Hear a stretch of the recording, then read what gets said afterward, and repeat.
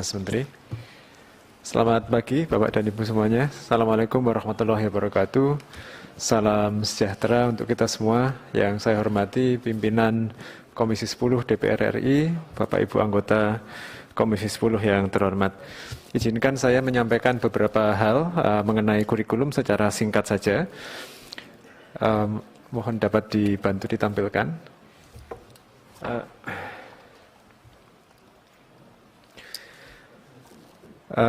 Pertama, izinkan kami menyampaikan bahwa sebenarnya pengembangan kurikulum prototipe ini memiliki benang merah yang meneruskan kebijakan dan desain kurikulum-kurikulum sebelumnya, setidaknya sejak tahun 2004. Jadi ada beberapa hal pokok yang menjadi benang merah.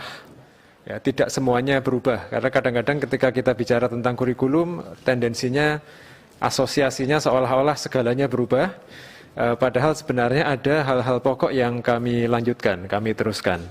Yang pertama adalah orientasi kurikulum yang holistik. Jadi ini kuat sekali ditegaskan di K13, halaman 37. Ya, orientasi holistik ini kuat sekali di K13 dengan adanya penegasan bahwa pembelajaran, pendidikan itu harus mengembangkan anak didik secara utuh.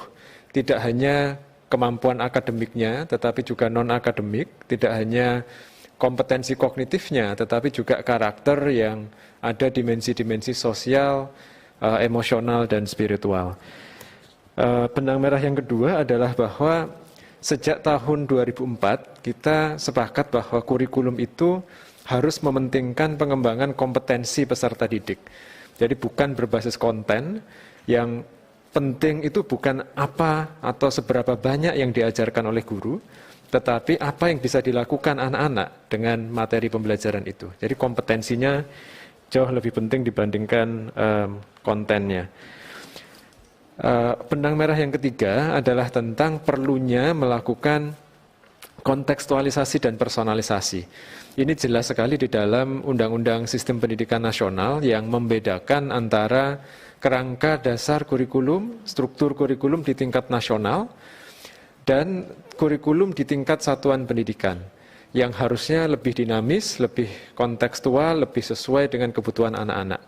Jadi adanya kurikulum, kerangka kurikulum di tingkat nasional ini menjadi kesamaan ya, yang mendefinisikan sistem pendidikan kita, tetapi kurikulum di tingkat operasional, di tingkat sekolah itu harus kontekstual, harus sesuai dengan situasi dan kebutuhan anak-anak.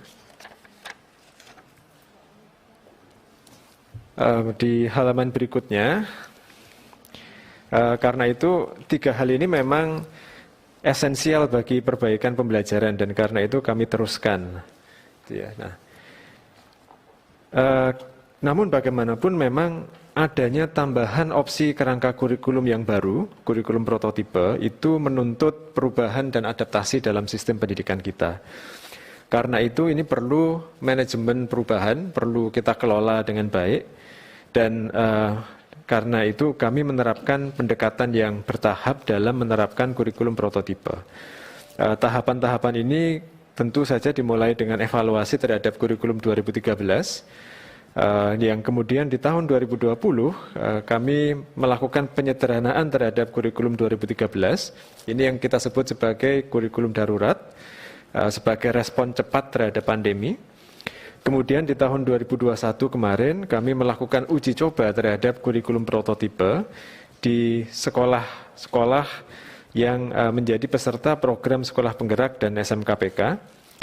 Dan baru di tahun ini, tahun 2022, kami akan melakukan penerapan kurikulum prototipe secara lebih luas ke sekolah dan madrasah yang berminat. Jadi ada opsi tambahan kerangka kurikulum prototipe yang dapat dipilih oleh sekolah dan madrasah. Selama 2 tahun ke depan, penerapan kurikulum prototipe itu akan kami monitor dan evaluasi untuk terus melakukan perbaikannya. Juga dalam 2 tahun ke depan sambil melakukan pelatihan dan pendampingan bagi guru, kepala sekolah melalui berbagai program, program sekolah penggerak, SMKPK, program guru penggerak maupun program-program yang lain, agar di tahun 2024 nanti ekosistemnya sudah cukup siap untuk mulai melaksanakan kurikulum prototipe secara nasional. Sudah ada cukup banyak guru, cukup banyak kepala sekolah dan satuan pendidikan yang lebih memahami filosofi dari pembelajaran yang baru dan bisa menjadi mitra belajar bagi sekolah-sekolah yang lain untuk melakukan perbaikan pembelajaran melalui penerapan kurikulum prototipe. Oke, berikutnya. Ini secara ringkas saja hasil evaluasi terhadap kurikulum 2013 yang sudah kami sampaikan sebelumnya juga. Satu poin terpenting yang ingin kami highlight di sini adalah bahwa jumlah kompetensi dan rinci dan detailnya materi yang ada di dalam kurikulum 2013 itu menjadi salah satu faktor yang menyulitkan guru untuk menerapkan tujuan dari kurikulum itu sendiri, pengembangan kompetensi dan karakter. Jadi penggunaan diskusi, project-based learning, problem-based learning itu menjadi sulit dilakukan karena guru dibebani dengan terlalu banyak materi. Berikutnya. Nah, pentingnya penyederhanaan materi itu juga tampak jelas dari hasil evaluasi kami terhadap penerapan kurikulum darurat yang merupakan penyederhanaan dari K13. Hasil evaluasi ini setelah 1 tahun pandemi kira-kira itu jelas menunjukkan bahwa hasil belajar anak-anak yang paling penting, literasi dan numerasinya, itu lebih bagus ketika sekolahnya menerapkan kurikulum darurat, kurikulum yang disederhanakan, dibanding dengan sekolah-sekolah yang menerapkan kurikulum 2013 secara penuh. Ini masuk akal karena sekali lagi guru bisa fokus pada materi yang esensial, tidak terlalu kejar tayang, dan bisa lebih memperhatikan kualitas proses belajar anak-anak. Dan manfaat positif ini bahkan hampir bisa menutup kerugian belajar, learning loss yang terjadi akibat pandemi. Nah, ini sekali lagi menegaskan pentingnya kita dalam mendesain kurikulum itu berfokus pada materi yang esensial, tidak terlalu membebani guru dengan banyaknya materi. Berikutnya. Selanjutnya, karena pertimbangan-pertimbangan tadi, kurikulum prototipe kami rancang untuk mendukung pemulihan kualitas belajar dengan meneruskan dan memperkuat 3 hal yang memang menjadi desain kurikulum sebelumnya. Yang pertama adalah penekanan pada penggunaan pembelajaran yang mendalam seperti project-based dan problem-based learning untuk mengembangkan kompetensi dan karakter anak-anak. Yang kedua, supaya itu bisa terjadi, tadi materinya juga harus dikurangi, fokus pada materi yang esensial agar guru punya waktu untuk menerapkan pembelajaran yang mendalam. Dan yang ketiga adalah kami membuka beberapa kunci dalam regulasi kurikulum yang memungkinkan sekolah untuk lebih inovatif. Jadi ini disambut baik sekali oleh sekolah-sekolah yang selama ini sudah kreatif, sudah inovatif, namun masih harus ditagih dengan format-format dokumen, tagihan-tagihan yang sekedar untuk pemenuhan kewajiban administratif. Padahal praktiknya mereka sudah jauh lebih maju. Nah, ini kunci yang kami buka adalah pertama, jam pelajaran per mata pelajaran itu tidak lagi diharuskan per minggu tetapi dikunci per tahun. Kemudian yang kedua, capaian pembelajaran tagihannya itu tidak lagi per tahun tetapi per 2 atau 3 tahun. Sehingga sekolah bisa mengatur kecepatan atau ritme pembelajaran yang lebih tepat untuk peserta didiknya. Berikutnya.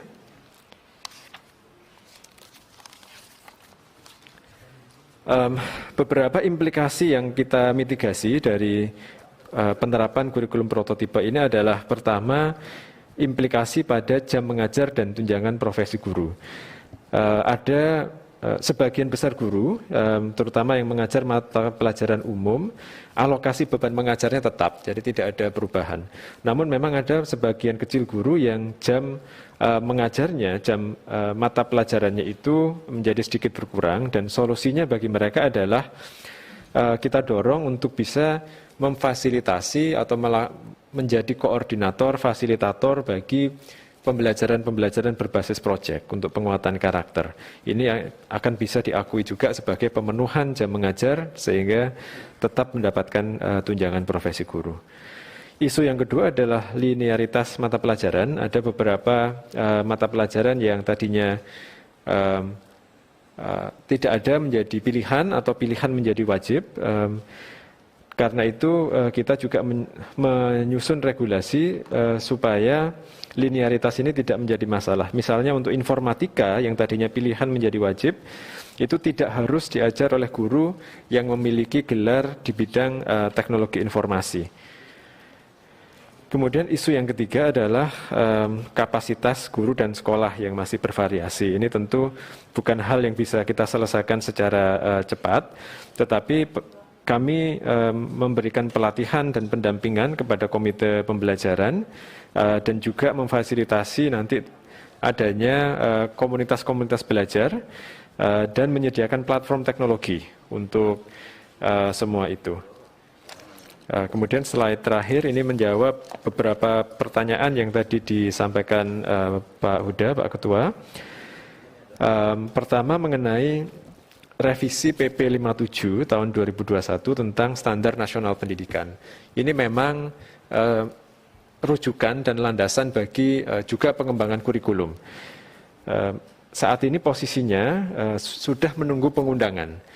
Jadi harmonisasi sudah selesai kita lakukan dan sudah mendapatkan paraf para menteri. Seharusnya ini bisa diundangkan dalam waktu dekat. Salah satu poin yang terkait dengan kurikulum di sini adalah adanya penambahan pendidikan Pancasila sebagai muatan dan mata pelajaran wajib. Nah, kemudian kami juga sedang dalam proses memperbaiki Permendikbud tentang Standar Nasional Pendidikan, khususnya 4 SNP yang menjadi rujukan bagi pengembangan kurikulum. Standar kompetensi lulusan, standar isi, standar proses, dan standar penilaian. Ini akan menjadi cantolan atau rujukan bagi semua kerangka kurikulum yang kita jadikan opsi bagi sekolah. Jadi kalau ada pertanyaan tadi, dan ini betul dan valid pertanyaannya, ketika sekolah diberi opsi kerangka kurikulum, ada K13, kurikulum darurat, kurikulum prototipe, bagaimana kita menjaga standar ya kesinambungannya. Dan jawabannya adalah semua opsi tersebut mengacu pada standar yang sama. Jadi SKL-nya sama, standar isinya sama, prinsip-prinsip proses pembelajarannya sama, prinsip penilaiannya juga sama. Kemudian Permendikbud tentang standar itu akan menjadi rujukan bagi terbitnya keputusan Menteri tentang kurikulum dan pemulihan pembelajaran. Ini regulasi yang kemudian memberi opsi pada sekolah untuk memilih kerangka kurikulum yang paling relevan, yang paling cocok untuk kebutuhan mereka.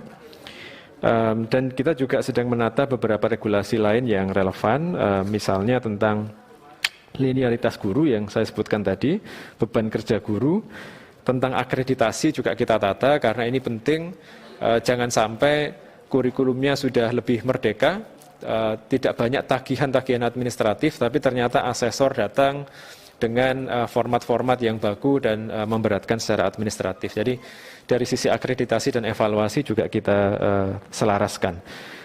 Tentu ada regulasi tentang buku teks nanti penetapannya, regulasi tentang PPDB yang terkait dengan tidak adanya penjurusan di SMA dan seleksi masuk perguruan tinggi negeri. Saya rasa itu Pak Menteri, terima kasih atas waktunya. Selamat siang. Assalamualaikum warahmatullahi wabarakatuh. Salam sejahtera Bapak dan Ibu semua.